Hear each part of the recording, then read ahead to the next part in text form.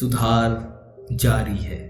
दोस्तों, आपने बहुत बार सुना होगा कि सीखते रहना चाहिए, सीखते रहना चाहिए। पर क्यों सीखते रहना चाहिए?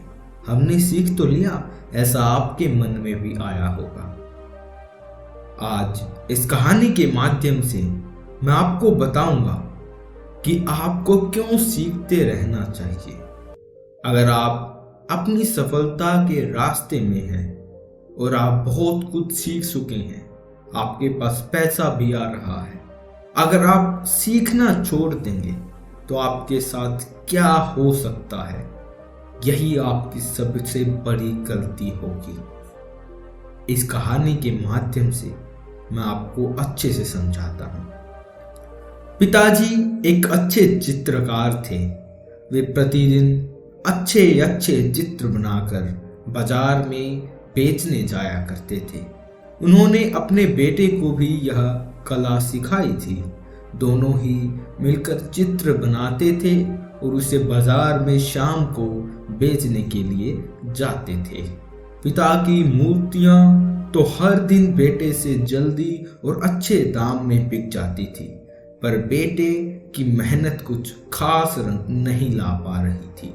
जब दोनों बाजार से लौट रहे थे तो बेटे ने पिता से पूछा, पिताजी, हम दोनों ही चित्र बनाने में बराबर मेहनत करते हैं, लेकिन आपकी चित्रकारी बहुत जल्दी और 10 रुपए की दर से बिक जाती है, लेकिन मेरी मूर्तियां तो बहुत कम बिकती हैं और जो उन्हें खरीदता है वो मेरी चित्रकारी के सिर्फ 1-2 रुपए ही देती है।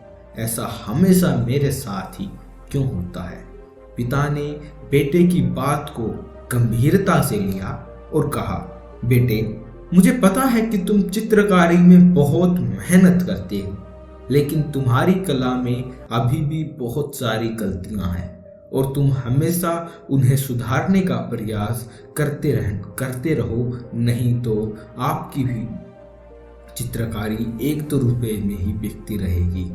जब तक तुम अपनी गलतियां सुधार नहीं लेते, तब तक चित्र बेचने की उम्मीद करना भी बेकार है। लड़का बहुत समझदार था।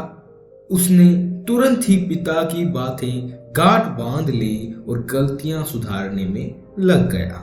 वक्त बीतता गया, अब उसकी मेहनत रंग लाने लगी। बेटे की चित्रकारियां जल्दी से और 5 रुपए की दर से बिकने लगी। अब वह पहले से खुश था। उसने यह खुशी अपने पिता के साथ साझा की।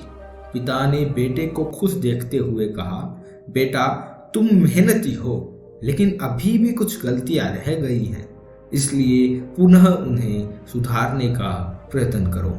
और सुधारने की प्रक्रिया उसने जारी रखी और धीरे से उसकी चित्रकारियां भी अब 10 रुपए की दर से बिकने लगी। और उसी गति से अब वह कार्य करने लगा, जिसकी बदौलत अब वह पिता से भी आगे निकला। उसकी चित्रकारी अब बाजार में 20 रुपए की दर से बहुत जल्दी बिक जाती थी। एक रोज जब वे दोनों बाजार से लौट रहे थे तो बेटे ने पिता से कहा, पिताजी, अब तो मेरी चित्रकारी आपसे भी जल्दी और 2 गुने दाम में बिक जाती है।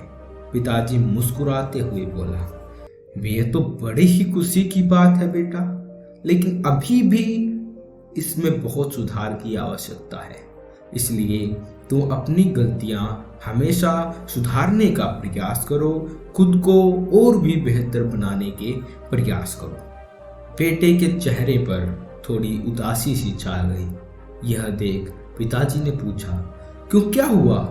पिताजी, आप हमेशा खुद में अच्छे बदलाव लाने और सुधार की बात ही क्यों करते हैं? अब जबकि मैं आपसे भी अच्छे चित्र बना लेता हूँ और मुझे आपसे भी ज़्यादा पैसे मिलते हैं, तो आप ये बातें क्यों करते रहते हैं? पिताजी नम्र भाव से बोले, बेटे, जीवन में कभी भी अपने अंदर अहम की भावना आने मत देना। जब मैं तुम्हारी उम्र का था, जब तुम्हारे दादाजी भी मुझे यह बात ही बताते थे कि हमेशा गलतियों को सुधारने का प्रयास करो और अपनी कला के साथ खुद में भी अच्छा परिवर्तन लाने का प्रयास करो, तभी तुम अपने जीवन में कुछ बड़ा कर पाओगे। लेकिन मैंने उनकी बात को अनसुना कर दिया, जिस कारण मैं आज वहीं का वहीं ठहर गया।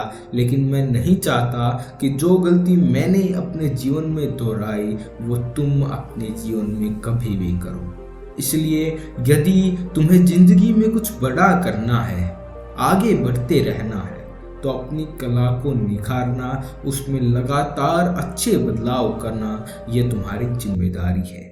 इसलिए यदि तुम्हें एक ही जगह ठहर कर नहीं रहना है, तो आज से ही अपनी गलतियां सुधारने का प्रयास करो। अब बेटे को अपनी सबसे बड़ी गलती का ज्ञान हो गया था और उसने ठान लिया कि अब वह लगातार बदलाव के साथ कार्य करेगा। उसने पिताजी को धन्यवाद कहा और दोनों अपने घर जाने लगे। दोस्तों, स्टीव जॉब्स ने इस कहानी का सार एक छोटे से वाक्य में समेट कर रख दिया। उन्होंने स्टे हैंग्री और स्टे फुलेस की बात सामने रखी और यह 100% सच है कि यदि आपको जीवन में बड़े मुकाम तक पहुंचना है तो हमेशा अपने काम में नयापन लाने की कोशिश कीजिए। कुछ नया सीखने के लिए भूखे रहिए, कुछ नया करने के लिए अज्ञानी बनिए, क्योंकि जब तक आप दिमाग को यह संदेश नहीं देंगे कि अभी सीखने, करने और जानने की बहुत कुछ बाकी है, तो आपका कदम आगे कैसे बढ़ेगा। इसीलिए अच्छे बदलाव के लिए खुद को तैयार करिए, अपनी गलतियों को सुधार का प्रयास कीजिए। याद रखिए, गलतियों को सुधारने का प्रयास न करना और कुछ नया करने की कोशिश न करना ही आपकी सबसे बड़ी गलती है। तो इस कहानी से आपको क्या सीखने को मिला, कमेंट सेक्शन में ज़रूर बताइएगा। और वीडियो के स्क्रीन पर 2 और कहानियाँ आ रही हैं, कोई सी भी देख के आप अपने जीवन में बदलाव ला सकते हैं। और कहानियों के लिए इस चैनल को सब्सक्राइब करना न भूलिए। आपका बहुत बहुत धन्यवाद।